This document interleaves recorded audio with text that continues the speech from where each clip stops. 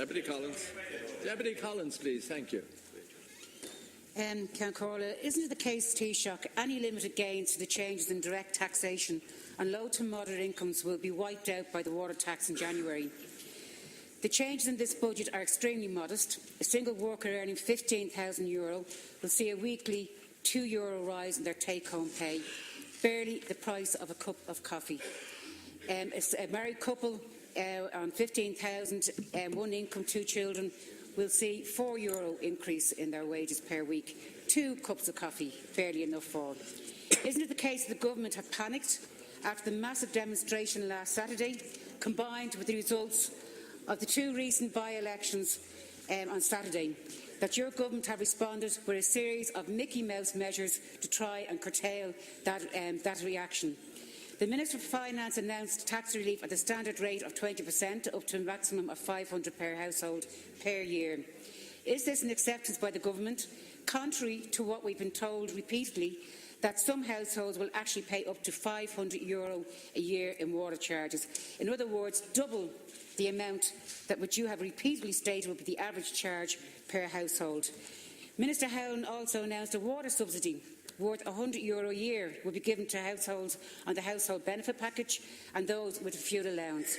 However, almost 200,000 people, short-term unemployed, and those who don't earn enough to pay tax are excluded from this measure, as well, will not be included in the tax relief stated by Minister Noonan. Rather than these Mickey Mouse measures, Taoiseach, why don't you accept the reality, or should I say accept the inevitability, and simply abolish these water taxes? Thank you. Taoiseach.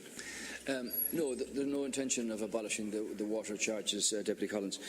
I'd make this point here that the setting up of Irish Water to deal with the provision of water for everybody, for business, for consumers and for people, with proper standards and proper infrastructure, has been neglected for far too long. Now, what government have done here is to provide a subsidy to Irish Water of between 550 and 600 million to affect every household in the country. This is a household charge. In addition to that, the allowance of 30,000 per household, the allowance of 21,000 per child, affects every single household and every single child in the country. And obviously beyond that, other conditions where they apply for people of medical conditions and so on, those charges are all capped. And in addition then, the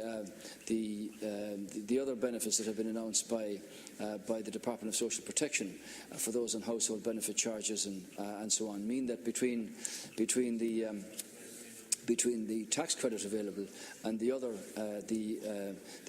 facilities from the Department of Social Protection and so on, will cover the vast majority of households in the country. So from that point of view, I agree with you that the changes made yesterday have been modest. They were never intended to be extravagant. We're not in a position of being able to write blank cheques.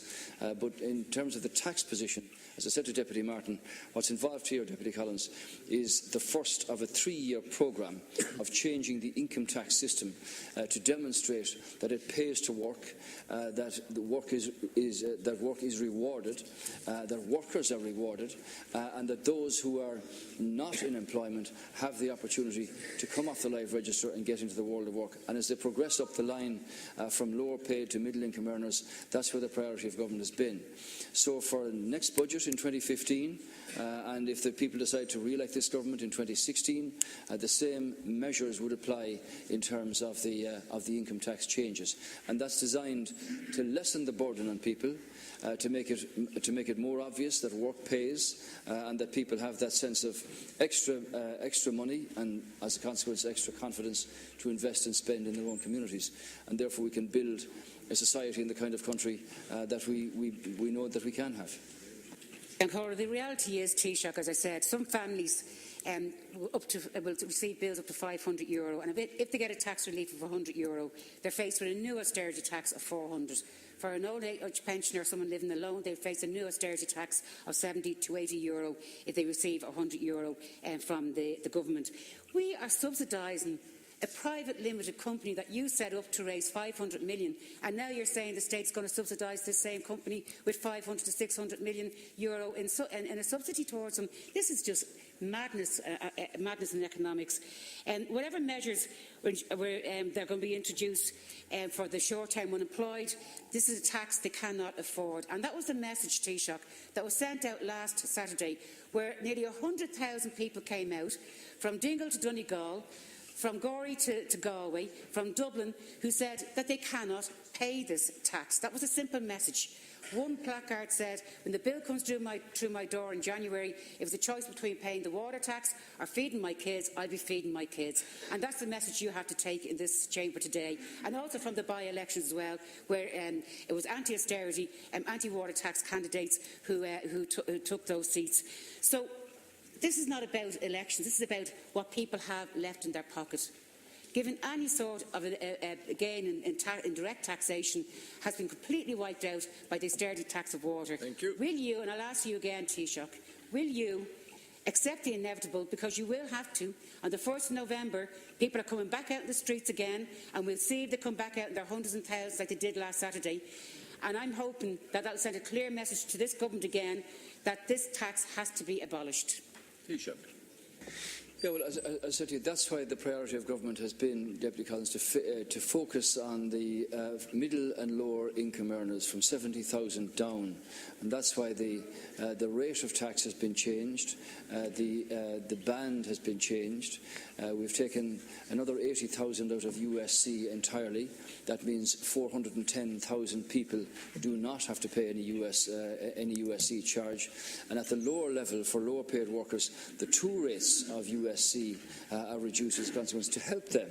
And in addition to that, then you have the household benefits package, and for those where there's a tax liability, can claim that tax credit.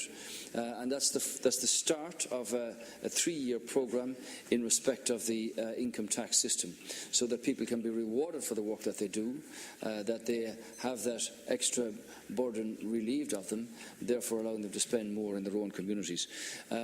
So I understand, Deputy Collins, the challenge that all of any charge that's introduced makes for many people.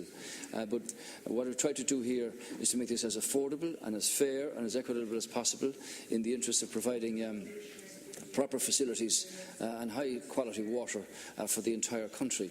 I would say that it's different, I suppose, in many places in rural Ireland where people have paid for water for years because of the necessity of having pipework to be provided and all of that, instead of what used to go on of having to bore wells in bad land or whatever.